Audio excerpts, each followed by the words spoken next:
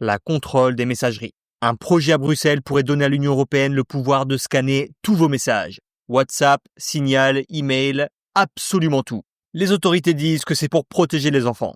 Mais les critiques préviennent, cela pourrait être le plus grand système de surveillance de masse jamais vu en Europe.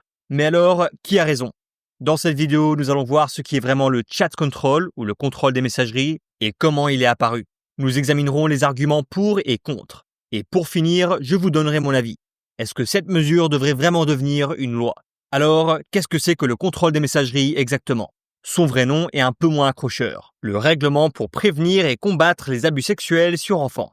L'idée a été présentée en mai 2022 par la Commission européenne, l'organe exécutif de l'UE, par la commissaire suédoise Ylva Johansson et selon elle, l'objectif était simple, arrêter la diffusion en ligne de contenus d'abus sexuels sur enfants. Sa proposition de chat control obligeait les entreprises technologiques à scanner chaque message, chaque photo, chaque vidéo et chaque fichier envoyé par les utilisateurs, même sur des applications censées être privées et chiffrées. Cela concerne les services de communication comme Gmail ou WhatsApp qui permettent d'envoyer des messages privés en ligne. Les services d'hébergement sont aussi touchés. Cela veut dire que tout ce qui stocke du contenu pour les utilisateurs, du stockage privé dans le cloud comme Dropbox, jusqu'aux réseaux sociaux publics comme Instagram, Facebook ou TikTok.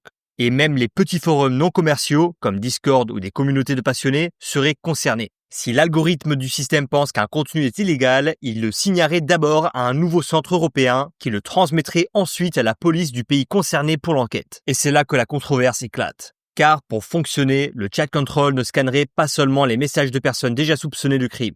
Il scannerait les messages de tout le monde en permanence. Pour les critiques, c'est une surveillance de masse à une échelle que l'Europe n'a jamais connue. Chaque message privé, chaque photo, chaque fichier serait scanné automatiquement, sans soupçon préalable, sans exception, et même les conversations chiffrées. Et pour rendre cela possible, il faudrait affaiblir, voire même casser le chiffrement. Le problème, c'est qu'une fois ce verrou brisé, on ne permet pas seulement à la police de lire les messages, on ouvre aussi une porte à des pirates, des criminels ou même des gouvernements hostiles qui pourraient l'exploiter. Le deuxième grand problème, c'est la question des droits fondamentaux. Les articles 7 et 8 de la Charte des droits fondamentaux de l'UE garantissent la vie privée et la protection des données. Les critiques avertissent que le chat control risque de fragiliser ces deux piliers, ce qui reviendrait à saper l'une des valeurs démocratiques centrales de l'Europe. Et même si l'on met ces principes de côté, il reste le risque de faux positifs. Cela pourrait placer les innocents sous suspicion et gaspiller les ressources de la police. Et ironiquement, de nombreux experts en protection de l'enfance, y compris au sein des Nations Unies, estiment que ce type de surveillance généralisée pourrait en réalité être moins efficace pour protéger les enfants. Selon eux, cela affaiblit la sécurité de tous et détourne du temps et de l'argent des méthodes de prévention qui, elles, ont déjà fait leurs preuves. On pose aussi la question du précédent mondial. Si l'UE commence à scanner chaque message privé, les gouvernements autoritaires pourront dire « l'Europe l'a fait, pourquoi pas nous ?» Et cela pourrait banaliser la surveillance de masse bien au-delà des frontières européennes. Et ce qui me paraît particulièrement inquiétant, c'est que les comptes militaires, gouvernementaux et ceux des forces de l'ordre seraient exemptés de ces règles de surveillance. Ça va créer un sentiment évident de deux poids.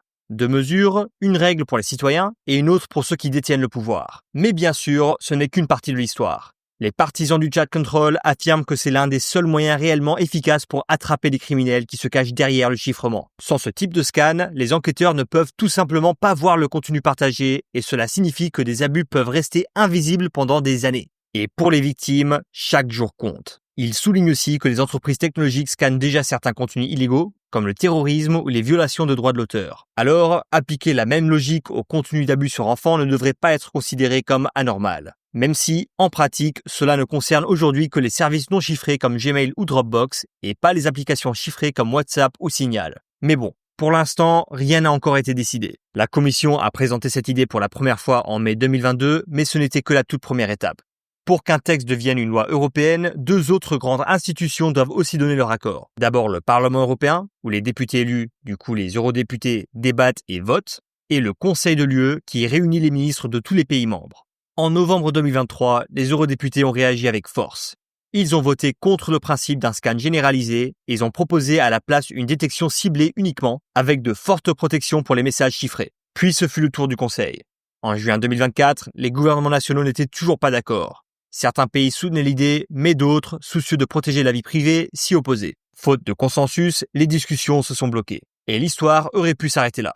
Mais en juillet 2025, le Danemark a pris la présidence tournante du Conseil. Cela signifie que, pendant 6 mois, c'est lui qui fixe les priorités des ministres. Et le Danemark n'a pas perdu de temps. il a immédiatement remis le contrôle des messageries en haut de la liste. Cette fois, il a tenté de rendre la mesure plus acceptable. Son plan, parfois appelé le compromis danois, casse les services en 3 catégories. Risque faible, moyen ou élevé. Seuls ceux considérés à haut risque pourraient être obligés de scanner. Et au départ, le scan ne concernerait que les contenus visuels, photos, vidéos et les liens. Pas de scan des messages textes ni des notes vocales. Au moins pour l'instant. Si la loi s'avère efficace, elle pourrait ensuite être élargie. Et le Danemark pousse fort. Il affirme vouloir un accord d'ici octobre 2025. Mais il reste encore une forte résistance. En ce moment, au Conseil de l'UE, 3 pays s'opposent activement à la loi.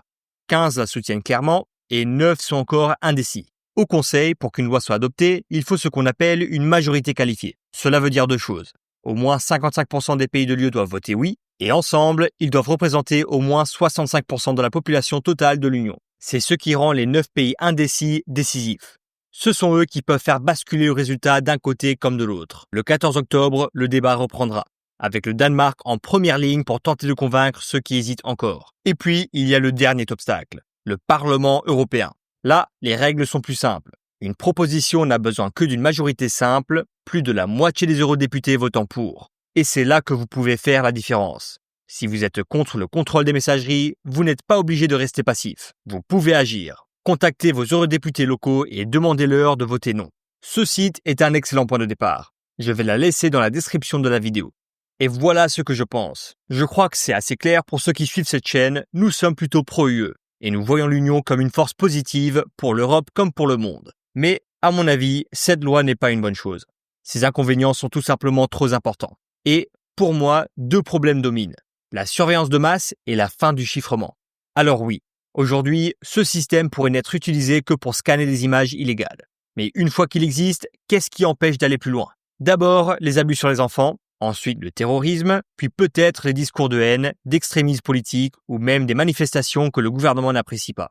Pas à pas, le champ d'application pourrait s'élargir en silence. Imaginons qu'un parti radical prend le pouvoir, ils auraient contrôle sur tous nos données et toutes nos informations. Et pour encore aggraver les choses, les comptes militaires, gouvernementaux et ceux des forces de l'ordre seraient exclus du scan. C'est plutôt absurde. Une règle pour les citoyens, une autre pour ceux qui détiennent le pouvoir, c'est exactement ce genre de double standard qui fait perdre confiance dans l'État.